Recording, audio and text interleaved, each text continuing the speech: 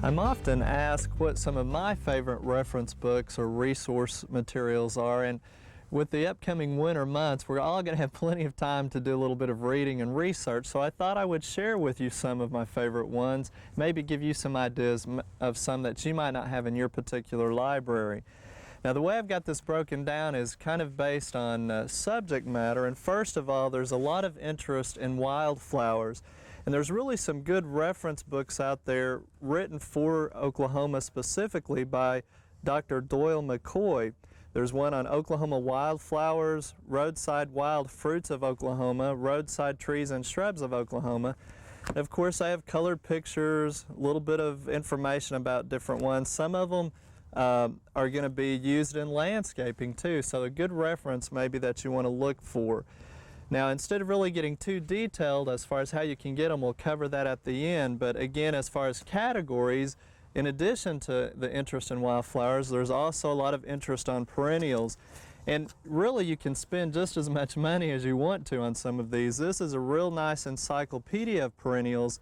It's a gardener's guide, it's called. It's written by Christopher Woods. And if you open it up, it also has some really neat colored pictures.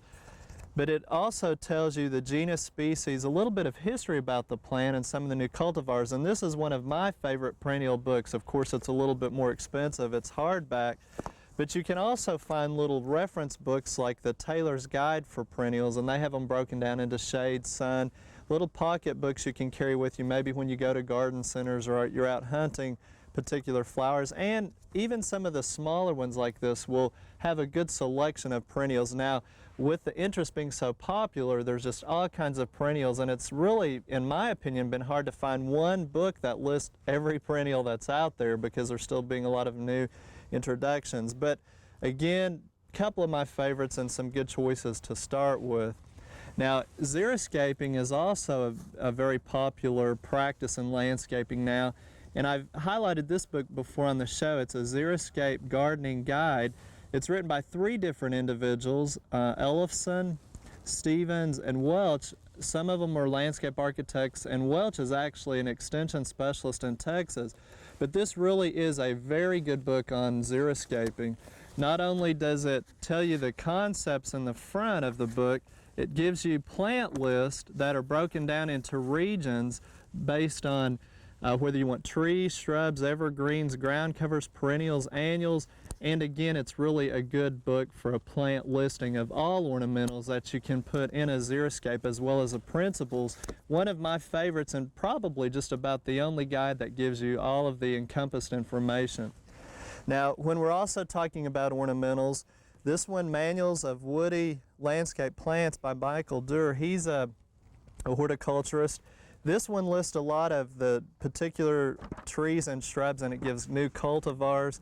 So it's a good one. But also, we were fortunate enough, and any of you that maybe took horticulture classes at OSU became very familiar with this book, Know It and Grow It by Dr. Carl Whitcomb.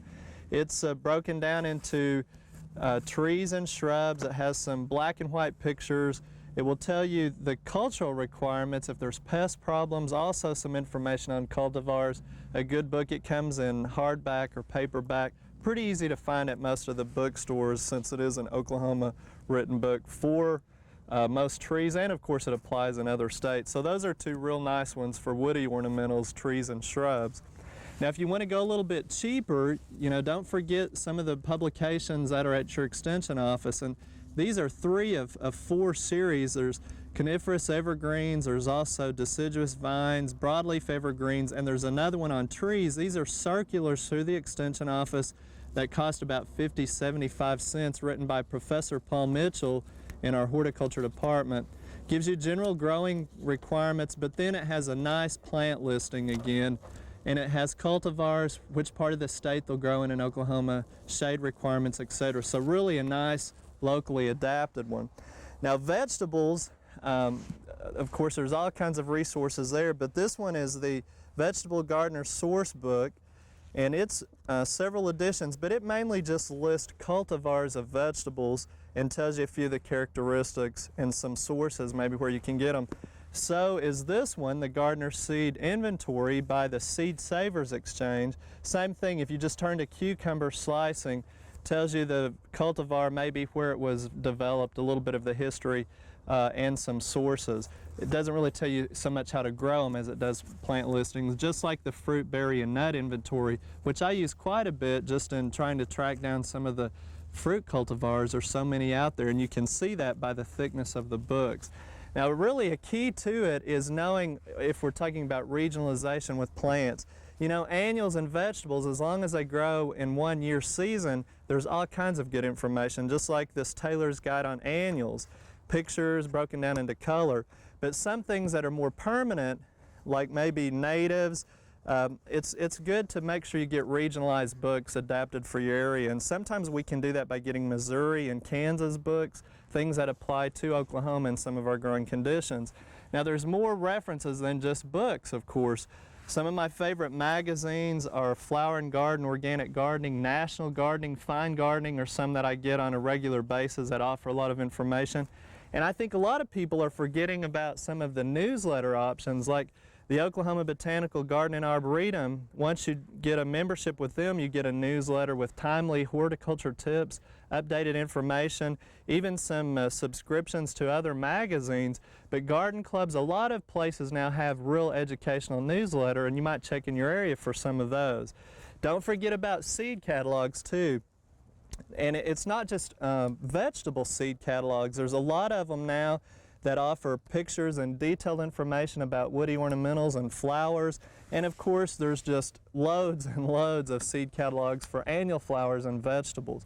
So those are nice choices. And of course, some more of the basics you can get in fact sheets through your county extension office. Your libraries will offer good information. And don't forget about the garden centers too, with good information. Also in publications and books, some of them develop their own handouts. But if you kind of would like a listing of overview of some of my favorite ones, just be sure and check at your county extension office, and they'll be able to provide one of those to you free of charge. And maybe you can get on the ordering of some of these books and magazines for the winter months. We hope you've enjoyed this classic from the Oklahoma Gardening Vault. Remember, even though these tips and techniques are timeless, there's always something new to learn in the world of gardening. By subscribing to both Oklahoma Gardening and OK Gardening Classics, you'll have access to a wealth of gardening knowledge, both classic and contemporary.